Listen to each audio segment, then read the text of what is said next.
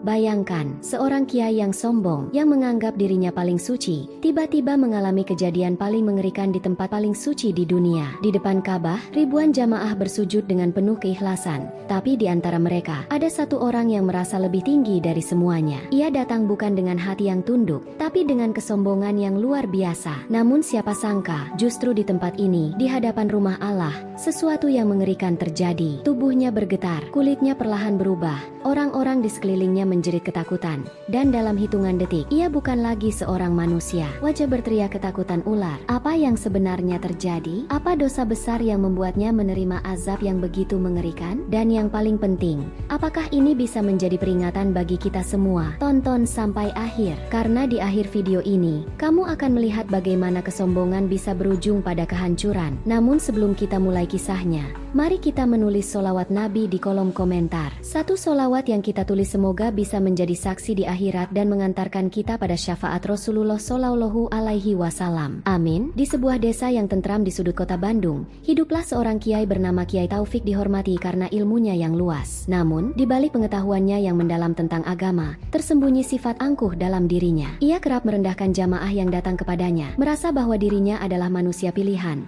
lebih tinggi daripada orang-orang yang hanya awam dalam agama. Meskipun banyak yang tetap mengikutinya karena tak berani melawan, bisik-bisik ketidaksukaan mulai menyebar di antara para santri dan warga desa. Kiai itu tak peduli. Baginya, keberkahan dan ketinggian derajatnya sudah dijamin. Tak mungkin ia tergelincir ke dalam kesalahan. Suatu hari, seorang petani tua datang kepadanya dengan wajah penuh harap. Langkah kakinya berat, namun hatinya dipenuhi harapan. Ia telah lama memendam pertanyaan ini, sesuatu yang akan menentukan masa depan anak-anaknya. Dengan suara yang sedikit bergetar, ia berkata, "Kiai, saya ingin bertanya tentang hukum warisan, karena saya ingin membagi tanah saya kepada anak-anak saya sebelum saya meninggal. Saya takut salah dalam membagi. Saya ingin memastikan bahwa saya melakukannya sesuai syariat." Matanya yang mulai keruh menatap sang kiai dengan penuh harapan. Tangannya yang kasar dan penuh keriput mencengkeram kain sarungnya, menunggu jawaban dengan penuh rasa hormat. Ia telah menempuh perjalanan jauh ke pesantren ini, meninggalkan sawahnya sejenak hanya untuk mendapat jawaban yang benar. Namun, harapannya runtuh dalam sekejap. Sang kiai hanya meliriknya dengan tatapan dingin, seolah petani tua itu bukan siapa-siapa. Dengan nada tinggi dan penuh kesombongan, ia berkata, "Ah, orang sepertimu tidak akan memahami hal ini. Bahkan jika aku menjelaskan panjang lebar,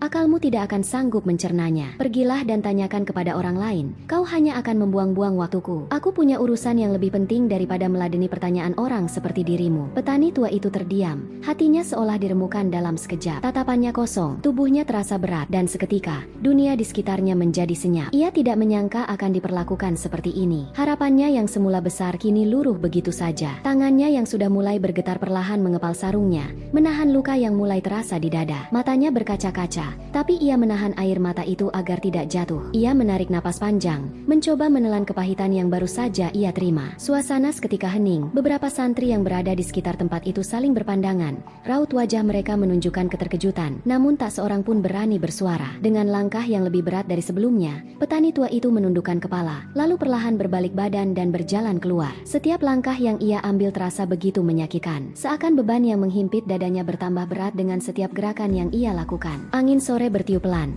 membawa pergi sisa harapannya yang telah hancur di hadapan sang kiai. Di luar pesantren, ia berhenti sejenak, memandang langit yang mulai meredup. "Ya Allah, apakah begini caranya hamba-hamba MU yang berilmu memperlakukan orang seperti aku? Aku hanya ingin mendapat kepastian agar anak-anakku tidak berselisih setelah aku tiada. Tapi mengapa aku harus diperlakukan seperti ini?" Bisiknya lirih, hampir tak terdengar. Sesampainya di rumah, petani tua itu duduk sendirian di depan rumahnya, menatap bintang yang mulai bermunculan di langit. Tangannya yang kasar dan penuh keriput mengusap wajahnya yang letih. "Ya Allah, Engkau Maha Adil. Jika aku tak bisa mendapatkan jawaban dari manusia, maka bimbinglah aku dengan kebijaksanaan MU," ujarnya dengan suara bergetar. Air matanya akhirnya jatuh, menyatu dengan tanah yang telah ia garap bertahun-tahun. Dalam keheningan malam, hatinya pasrah, berharap keadilan ilahi akan datang pada waktunya. Hari-hari berlalu dengan kiai itu semakin menunjukkan sikap jumawanya. Ia selalu berbicara dengan nada tinggi, seolah-olah dunia ini berputar hanya karena dirinya. Setiap petuah yang ia berikan tak lagi terdengar seperti nasihat yang tulus, melainkan lebih seperti teguran yang merendahkan. Para santri yang berbuat kesalahan seringkali dimakinya tanpa ampun, bahkan tak jarang dihukum dengan cara yang mempermalukan mereka di hadapan santri lain. Kalian ini seperti anak kecil yang belum paham apa-apa, kata kiai itu dengan nada meremehkan saat seorang petani bertanya tentang hukum jual beli. Petani itu menghela napas, matanya memancarkan kekecewaan yang mendalam. Dengan kepala tertunduk, ia berusaha menyusun kata-kata untuk menjelaskan maksudnya, tetapi sebelum sempat berbicara, kiai itu sudah menyela dengan nada lebih tinggi. Bagaimana mungkin kau ingin memahami soal jual beli jika sawahmu saja masih sering kau keluhkan? Orang sepertimu tidak akan pernah mengerti hal ini. Jangan buang-buang waktuku dengan pertanyaan bodoh. Pergilah sebelum aku kehilangan kesabaran. Petani tua itu berdiri terpaku. Rasa malu bercampur kecewa memenuhi dadanya. Ia datang dengan harapan mendapatkan bimbingan, tetapi malah diusir seperti seorang pengemis yang tak diinginkan. Beberapa santri yang berada di sekitar tempat itu menatapnya dengan iba, tetapi tak ada yang berani membela. Petani itu akhirnya menghela napas panjang, menahan gejolak dalam hatinya. Dengan langkah tertatih, ia berbalik dan pergi meninggalkan pesantren, membawa luka yang tak terlihat di permukaan tetapi menggores dalam di hatinya. Di kejauhan, suara kiai masih terdengar, tertawa kecil seolah mengejek ketidakmampuan petani tua itu. Seorang santri muda yang berada di dekatnya, Ahmad, mengepalkan tangannya diam-diam. Sudah terlalu sering ia melihat jamaah yang datang dengan penuh harap justru diperlakukan dengan kasar. Hatinya memberontak, namun rasa takut mengunci lidahnya. Ia menatap kiai itu dengan penuh kebencian yang ia tahan dalam dadanya. Sudah terlalu lama ia menyaksikan kesombongan sang kiai tanpa bisa berbuat apa-apa. Seharusnya seorang guru bersikap lembut kepada murid-muridnya. Batinnya, dadanya bergemuruh. Tapi siapa yang berani mengatakan hal itu? Tidak ada. Semua santri hanya bisa menunduk, menahan perasaan mereka yang bercampur antara hormat dan takut. Namun, pada suatu sore yang mendung, keberanian mulai menguasai diri seorang santri muda bernama Ahmad. Saat itu, ia menyaksikan kejadian yang membuat darahnya mendidih. Seorang nenek tua, dengan tubuh renta dan langkah tertatih, datang ke hadapan kiai dengan wajah penuh harap. "Kiai, maaf mengganggu. Saya hanya ingin bertanya, apakah saya boleh mengulang sholat saya jika saya merasa ada bacaan yang salah?" Tanya nenek itu dengan suara lirih. Sang kiai mendengus kesal. "Kau ini sudah tua, kenapa masih menanyakan hal-hal sepele seperti ini? Seharusnya kau lebih banyak diam dan beristighfar. Jangan buang waktuku dengan pertanyaan bodoh." Nenek itu menunduk malu, menggenggam ujung kainnya dengan gemetar. Namun, Ahmad yang menyaksikan itu tidak bisa lagi menahan amarahnya. Matanya membulat, dadanya berdegu kencang. Ia mengenali suara itu. Nenek itu adalah ibunya sendiri. Dengan langkah tegap namun hati bergetar, Ahmad maju ke hadapan kiai. Amarah membakar dadanya. Ia tidak peduli lagi akan aturan tak tertulis bahwa tak seorang pun boleh menentang kiai. Air matanya tertahan di sudut matanya, bukan karena takut, tetapi karena luka yang ia rasakan begitu dalam. "Kiai, bukankah ilmu harus disampaikan dengan kelembutan dan kasih sayang? Bukankah Rasulullah adalah manusia yang penuh rahmat bagi umatnya?" Suaranya bergetar, tapi sorot matanya tetap tajam, menatap kiai yang selama ini ia hormati, yang kini terasa begitu jauh dari ajaran yang seharusnya ia pegang. Ruangan tiba-tiba terasa hening. Semua santri yang menyaksikan kejadian itu menahan napas, tak percaya bahwa Ahmad berani menentang kiai di depan semua orang. Nenek tua itu masih berdiri di tempatnya, tubuhnya bergetar, matanya berkaca-kaca. Ahmad tahu, nenek tersebut pasti ingin menghentikannya, tetapi ia juga tahu bahwa ini adalah saatnya untuk berbicara, saatnya untuk menegakkan sesuatu yang benar. Beberapa santri lainnya terkejut. Suasana mendadak menjadi senyap. Beberapa menatap Ahmad dengan kekhawatiran,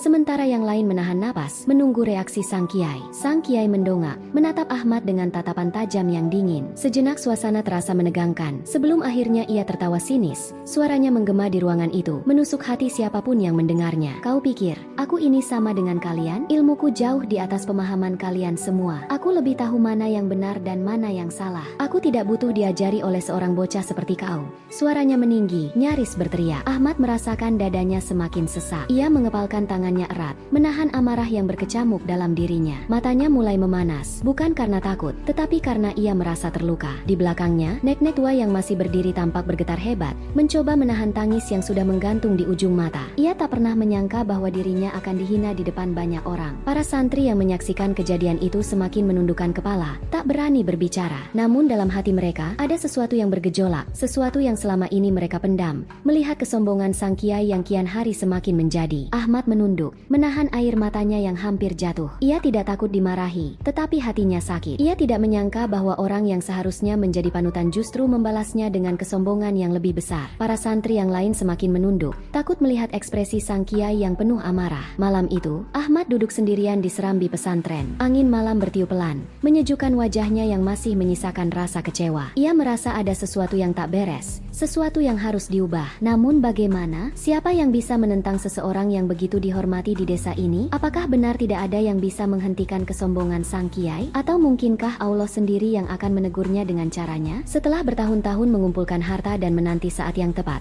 akhirnya kiai itu memutuskan untuk menunaikan ibadah haji. Baginya, ini bukan sekadar perjalanan suci, melainkan sebuah pembuktian bahwa ia adalah orang yang lebih dekat dengan Allah dibandingkan siapapun. Ia ingin menunjukkan kepada jamaah dan santrinya bahwa dirinya istimewa, bahwa doa-doanya lebih pantas dikabulkan. Sore itu, para santri berkumpul di halaman pesantren, mengiringi keberangkatannya dengan doa. Namun, mereka tak bisa mengabaikan nada sombong dalam kata-kata yang keluar dari mulut kiai. "Lihatlah kalian semua," katanya dengan senyum penuh kebanggaan. Tangannya melambai seolah sedang mengajar murid-murid kecil. "Aku akan berdoa di depan Ka'bah, di tempat yang paling mulia. Doaku pasti dikabulkan lebih cepat dari siapapun. Kalian hanya bisa berangan-angan dan bermimpi, sementara aku akan berdiri langsung di hadapan rumah Allah." Tidak semua orang mendapatkan kesempatan ini, hanya mereka yang memang dipilih olehnya. Kiai itu menyapu pandangannya ke arah santri-santrinya yang berdiri dalam diam. Beberapa dari mereka menundukkan kepala, sementara yang lain saling berpandangan, seolah ingin mengatakan sesuatu tetapi takut untuk melakukannya. Ahmad yang berada di tengah-tengah kerumunan mengepalkan tangannya erat-erat. Hatinya bergemuruh, tetapi ia menahan diri. Kiai itu kemudian menaiki kendaraan yang akan membawanya ke bandara. Namun sebelum masuk, ia berhenti sejenak, menatap para santrinya yang masih berdiri dengan wajah penuh harap. Seulas senyum penuh kebanggaan muncul di wajahnya. Lalu dengan suara lantang ia berkata, "Kalian belajar dan berdoalah lebih giat. Mungkin suatu saat, jika kalian cukup baik, Allah akan mengizinkan kalian menginjakan kaki di tanah suci, seperti aku." Beberapa santri menunduk, tak ingin menatapnya secara langsung. Di antara mereka, Ahmad yang berdiri di barisan belakang mengepalkan tangannya erat-erat. Kata-kata itu terdengar begitu menusuk baginya,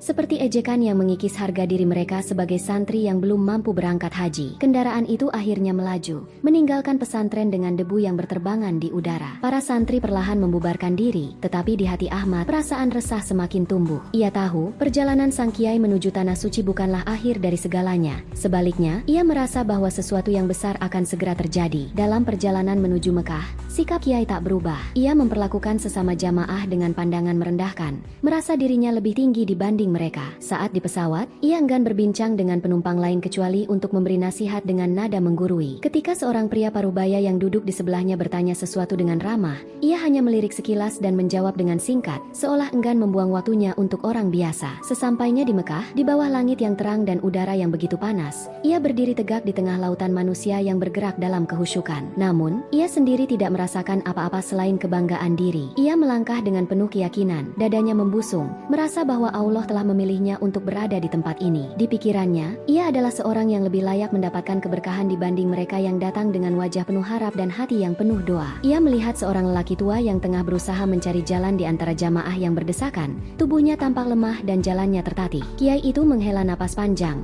merasa terganggu dengan keberadaan orang-orang yang menurutnya tidak sepantasnya berada di tempat suci ini. Orang-orang seperti mereka ini hanya menghambat, gumamnya dalam hati. Di dalam Masjidil Haram, di antara lautan manusia yang beribadah dengan khusyuk, kiai itu tetap merasa dirinya lebih unggul. Ia melangkah dengan penuh kebanggaan, merasakan dirinya sebagai sosok yang istimewa di antara ribuan manusia yang tunduk dan berdoa. Setiap langkahnya seolah disambut semesta, setiap tatapannya penuh percaya diri seakan ia telah mencapai puncak kejayaan rohaninya. Ketika mendekati Ka'bah, hatinya tidak dipenuhi rasa haru atau rendah diri seperti jamaah lainnya, tetapi justru dipenuhi keyakinan bahwa inilah saatnya ia mengukuhkan kehebatannya di hadapan Tuhan. Ia memandang Ka'bah dengan tatapan bangga, seolah-olah tempat suci itu adalah miliknya sendiri. Hatinya membusung, bukan karena cinta dan ketundukan, tetapi karena perasaan bahwa ia adalah orang yang paling pantas berada di sana. Senyum angkuh tersungging di bibirnya. "Lihatlah, aku akhirnya sampai di tempat paling mulia. Kini, semua doaku akan terkabul, dan derajatku akan semakin tinggi di mata manusia." Gumamnya penuh percaya diri, matanya menyorot penuh kebanggaan. Saat kakinya melangkah lebih dekat, ia merasa seluruh dunia memperhatikannya. Ia membayangkan betapa para santri di pesantrennya akan mengaguminya saat ia pulang nanti. "Aku akan kembali dengan kehormatan yang lebih besar. Aku akan dianggap lebih suci daripada siapapun," pikirnya dalam hati. Ia membayangkan bagaimana para santri akan menyambutnya dengan penuh rasa hormat, bagaimana masyarakat di desanya akan memuji kesalehannya. Ia bahkan bisa mendengar bisikan orang-orang yang membanggakannya, menyebut namanya dengan penuh kekaguman. Namun di tengah lamunannya, suara tangisan dan doa-doa yang lirih terdengar di sekelilingnya. Jamaah lain meneteskan meneteskan air mata, mengangkat tangan mereka dengan penuh harap dan rendah hati, meminta ampunan dan rahmat dari Allah. Isak tangis terdengar dari seorang lelaki tua yang bersimpuh,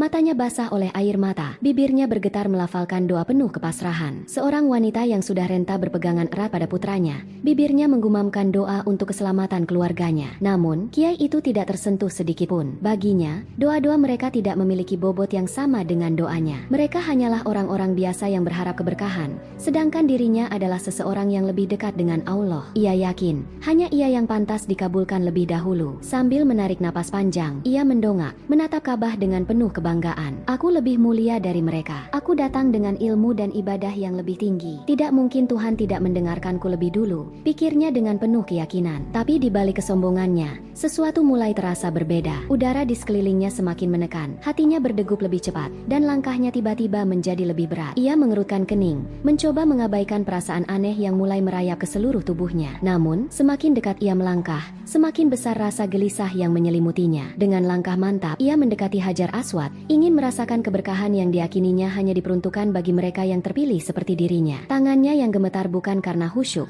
tetapi karena perasaan euforia yang membuncah di dadanya. Ia merasa di puncak pencapaian spiritualnya, merasa lebih dekat dengan Tuhan dibanding siapapun di tempat itu. Namun, begitu jari-jarinya menyentuh permukaan batu suci itu, hawa panas menjalar cepat dari ujung jemarinya ke seluruh tubuh. Dadanya seperti ditindih beban berat, napasnya tercekat, dan kakinya tiba-tiba kehilangan kekuatan. Ia berusaha menarik tangannya, namun seolah ada kekuatan tak kasat mata yang menahannya di sana. Tubuhnya mulai bergetar hebat, keringat dingin bercucuran di pelipisnya. Orang-orang di sekelilingnya masih tenggelam dalam kehusyukan, tak menyadari bahwa sesuatu yang ganjil tengah terjadi. Perlahan, lututnya melemas, tubuhnya terasa semakin berat. Matanya melebar penuh ketakutan saat ia merasakan sesuatu yang asing mengalir di darahnya, dingin, kelam, dan mengerikan. Suaranya tercekat di tenggorokan, mencoba berteriak namun tak mampu. Seketika, rasa sakit yang luar biasa menyayat seluruh tubuhnya, membuatnya terjatuh ke lantai. Ia ingin meminta pertolongan, tetapi lidahnya terasa keluh. Ia melihat ke tangannya sendiri, kulitnya mulai berubah, mengeras, dan perlahan membentuk sisik yang kasar. Ia menoleh ke sekeliling, mencari seseorang yang bisa menyelamatkannya, tapi semua tampak seperti bayangan yang semakin menjauh. Ketakutan melandanya, tetapi semuanya sudah terlambat. Kiai itu akhirnya sadar, sesuatu yang sangat buruk sedang menimpanya. Azab yang selama ini ia anggap jauh,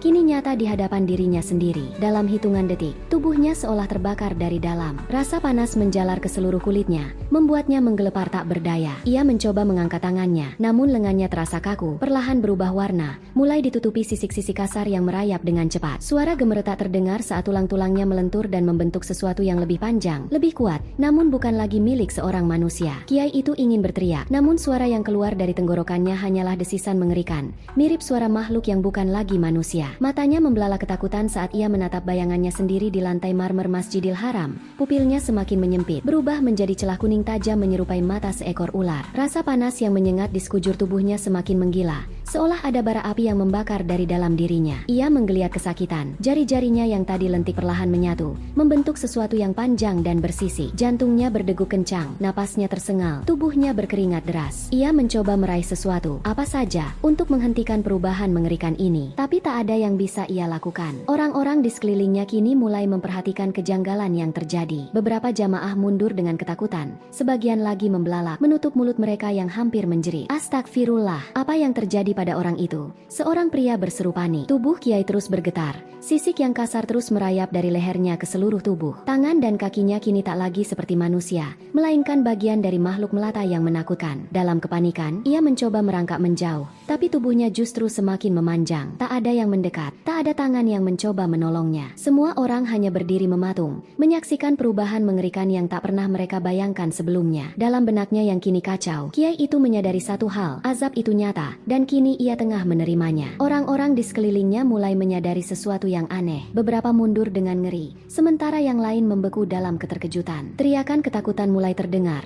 gema takbir bersahutan dari mereka yang menyaksikan kejadian mengerikan itu. Tubuh sang Kiai terus merayap dan membesar, menggeliat seperti makhluk yang kehilangan kendali atas dirinya sendiri. Orang-orang mulai menyadari ada yang tidak beres. Mereka melihat seorang lelaki yang tubuhnya perlahan berubah menjadi seekor ular besar. Sebagian berteriak, sebagian lain terperangah ketakutan. ketakutan. Sang kiai menggelepar di lantai Masjidil Haram, mencoba mencari pertolongan, namun tak ada seorang pun yang berani mendekat. Dalam kepanikan itu, seorang lelaki tua yang sejak tadi berdoa di dekat Ka'bah berdiri dan berkata dengan suara tenang namun penuh wibawa, "Lihatlah wahai manusia, sesungguhnya Allah Maha Adil. Barang siapa yang menyombongkan diri, ia akan dihancurkan dengan cara yang tidak pernah ia bayangkan." Ular besar yang tadinya adalah seorang kiai kini bergerak perlahan menuju lorong gelap di salah satu sudut Masjidil Haram. Orang-orang menatapnya dengan ketakutan, sementara sebagian lain mulai menangis, menyadari betapa besar kuasa Allah. Tak ada yang tahu bagaimana akhirnya. Apakah ular itu lenyap begitu saja, ataukah ia tetap hidup dalam bentuk barunya? Yang pasti, kabar tentang azab yang menimpa kiai sombong itu menyebar ke seluruh penjuru dunia, menjadi pelajaran bahwa tidak ada yang lebih tinggi dari kehendak Allah, dan kesombongan hanya akan membawa kehancuran.